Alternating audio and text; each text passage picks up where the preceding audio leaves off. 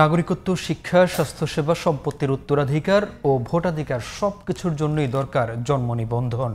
এরপরও দেশে জন্ম নিবন্ধনের হার মাত্র 50%, যা বৈশ্বিক তুলনায় খুবই কম। 2030 সালের মধ্যে শতভাগ জন্ম ও মৃত্যু নিবন্ধনের বাধ্যবাধকতা থাকলেও পুরনো আইন সংশোধন ছাড়া লক্ষ্যমাত্রা অর্জন সম্ভব নয় বলে জানিয়েছেন বিশেষজ্ঞরা। আরও জানাচ্ছেন FM বাইজিদ। 2 পর্বের দেখুন আজ প্রথম পর্ব। ইউএনএসকাপ ঘোষিত civil registration and vital statistics CRVS দশকের আওতায় বাংলাদেশ সরকার 2030 সালের মধ্যে শতভাগ জন্ম ও মৃত্যু নিবন্ধন নিশ্চিত করতে প্রতিশ্রুতিবদ্ধ। টেকসই উন্নয়ন লক্ষ্যমাত্রা অর্জনে জন্ম নিবন্ধন সহ সবার জন্য বৈধ পরিচয়পত্র প্রদানের উপর গুরুত্ব আরোপ করা হয়েছে।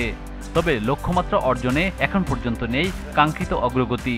লক্ষ্যমাত্রা ছিল 24 সনের মধ্যে আমরা শতভাগ জন্ম এবং কমপক্ষে 80% মৃত্যু নিবন্ধন করব, তো সেটি হয়নি।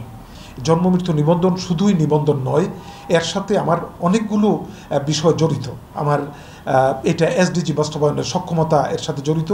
এটা আমাদের সামাজিক যে অন্যান্য সূচকগুলো আছে সেখানেও আমরা পিছিয়ে যাব।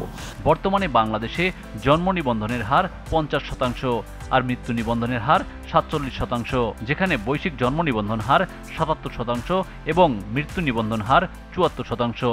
আমার যদি জন্ম সনদেই যদি না হয় তাহলে তো দেখা যায় তার সার্টেন পপুলেশন কিন্তু হিসেবের বাইরেই থেকে যাচ্ছে।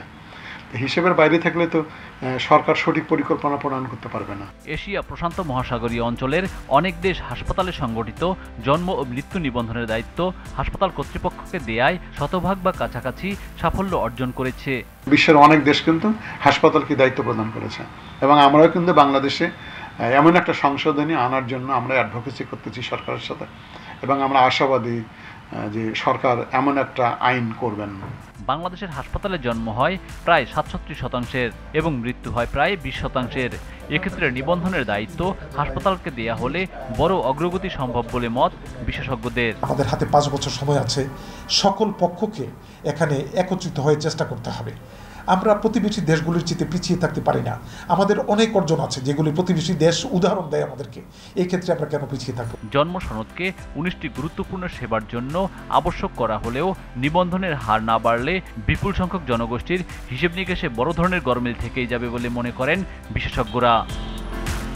FM Bayezid, GTV news, Dhaka.